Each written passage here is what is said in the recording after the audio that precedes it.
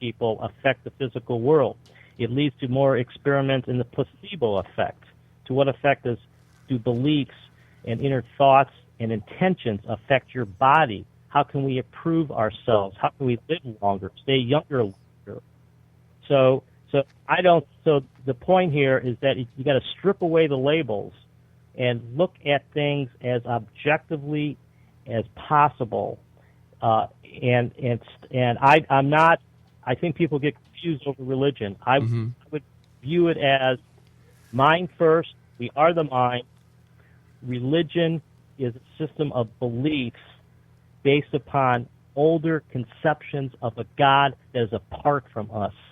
So I think religion eventually goes away, and we have what I would call a dream science, or a dream science, or a dream theory, or a dream world model. I call it the real dream worldview in my book. So is what we are living reality, or is this all a big dream? The answer is both. The answer is both. We know that something can come from nothing through the power of the mind. We experience dreams at night all the time. And one feature of a dream that's so amazing is that in a dream, the dreamer fools him or herself into believing that the dreamt world is real. You can't tell the difference. And so what I'm saying is that our private dreams at night stand in the same relation to our individual selves, our individual minds, as the public world stands in relation to the united mind, or God. One thing that people forget about, there's that Police song, we are spirits in a material world. We are, in my view, right, we are spirits in a spiritual world. The world is real to us, and it's real as any world is ever going to get, because we are part of the world. We are living in a world of our same nature. Okay, and so it's interesting that in the famous book Siddhartha by Hermann Hesse, Siddhartha says exactly the same thing, and I didn't realize it until I reread the book a couple of months ago. But he's asked, well, Siddhartha, if all is Maya, then then isn't this just an illusion? And Siddhartha says, if they are an illusion, then so am I, and they are always of the same nature as myself. So we are living in a real dream. It's real to us. It will always be real to us. We can never go outside of this world to compare it to something else. And the last point I would make here, just imagine if the world is really a dream, it's one heck of a dream. It is an amazing place. All right, if this world is a dream, how do you explain past life regression and reincarnation?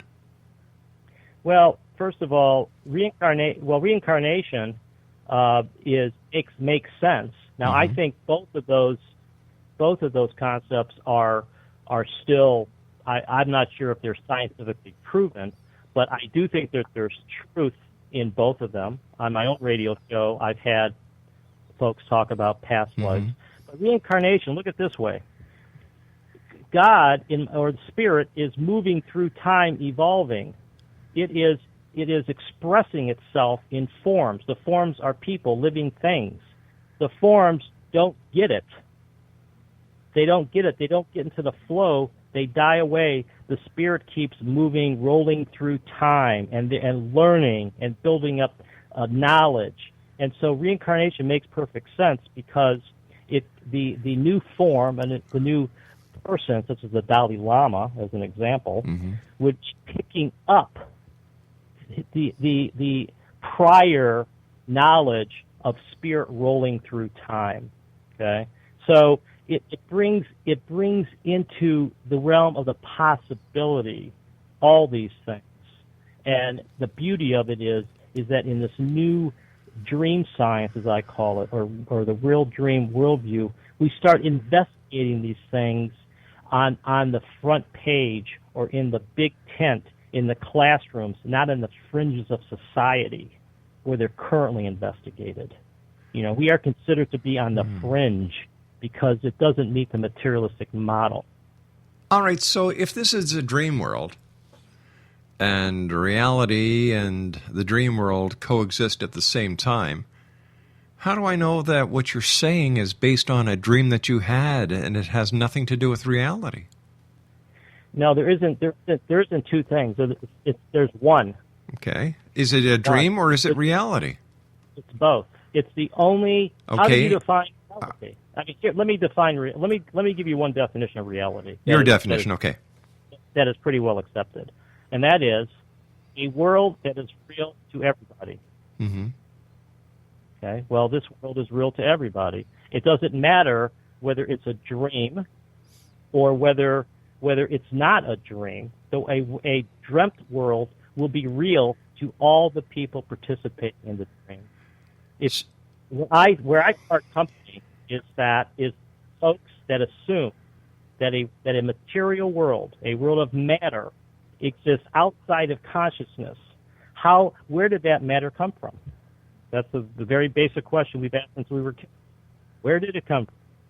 And then you add on to the fact that even quantum theory, science's leading model of the physical world, says, in fact, that a world of matter does not really exist. So quantum theory proves that the world is mind stuff. All right, so once again, if this is all mind stuff, why should we care if it's just an illusion?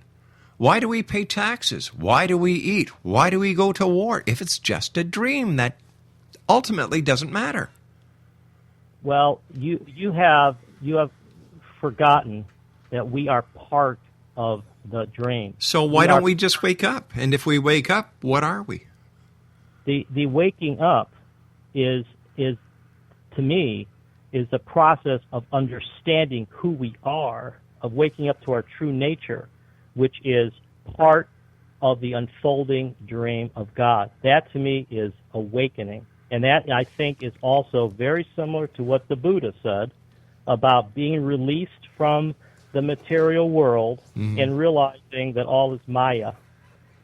So you just have to look at things in a different way. But the key step here is to realize, it's sort of like the movie The Sixth Sense, in a way, to realize that we are spirits in a spiritual world. The world will stay exactly the same. It's as real as it will ever be, except our perception of it will change. Our perception of it will change. We accept responsibility for it because it is part of us. And it is to all of our advantages to make the best of it as possible and combine the power of the to make a heaven. That's where things are going, and that's where that's what the classic vision of the religious textbooks are. And the religious texts are. And when I'm saying that's all real, this is how we could really make it happen. If you want to wait for a savior to come down from the sky, maybe he or she will come down from the sky and save everybody. But this is the way we could really make it happen in our real world. But, you're going from real world to dream world, and I'm having a hard time following because we're talking about there is no religion or religion coexists with this dream world. And so what is it? What is the basic crunch? Is this real?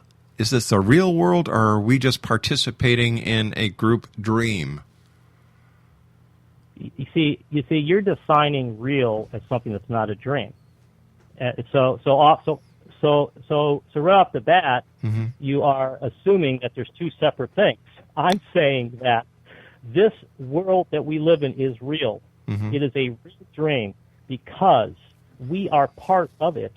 It's just as if we were asleep at night and we were fooled by the reality of the dream. We are being fooled by the reality of our dream in the thinking it's apart from us, because we cannot possibly imagine that we could be the source of this. And what I'm saying is that the united unconscious mind of God is the source of it. So you can't come into it with preconceived notions of what reality is. But how are you going to change the everyday person's perception of what they believe reality is in order for them to see the world as you want them to see it? I'm not really going to change anyone's mind. I think the truth comes out. The truth remains standing. And one thing that happens here is that we think we're sitting back here judging the world. It's exactly the opposite. The world or God or spirit is judging us. The mind, in my opinion, the world is waiting for people to take responsibility for the world. But why should we take responsibility of the world if it's just a dream? Because it's the only world that will ever be, and it's our creation. It's our creation. We are when you go down the path you're going, you're basically saying, I don't want to take responsibility for my world because it's some kind of random creation, or because it's really something that was created by. I don't think you're right there. I disagree with you, because there are a lot of people who I know for a fact that don't share a dream world state, and yet they're doing everything they can in this world that we call reality to make positive changes. Well, the problem, is you continue to define reality as being something other than a dream. And I would ask anybody who says what you just said to explain to me where this other reality came from. What is this other reality? Are you saying that it came from the Big Bang? And I'm saying, okay, so where did all that stuff come from? So just because you can't explain it means it's a dream? Well, if we want to explain how something came from nothing, don't you think it's sort of important?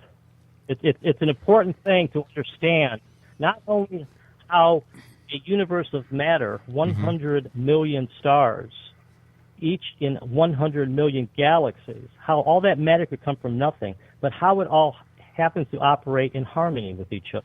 So are you saying it's all a dream, even the cosmos is a dream? Of course. Of course, yeah. So, the entire, yes, and you don't, it's sort of like this. We have not appreciated the power of the mind of God. We have not appreciated the power of the dream. How else can you explain the paranormal, the mind over matter? Well, I believe that much of the paranormal is psychosis, that it really doesn't exist, that people use the paranormal as a way to escape reality. And what is reality? The real world. You go to work, you pay your bills. You're a lawyer. You work for the law, either the defense or the prosecution. Why did you become a lawyer if this is all a dream? Well, the answer is that this is the only world that we have, and if you don't take responsibility for your world, if you don't ingrain it in your heart, then it becomes chaos. All right, we've got to take our final break. Please stand by. Exonation, www.thecollapseofmaterialism.com is the website. We'll be back on the other side of this break as we wrap up this hour here in the X Zone. Don't go away.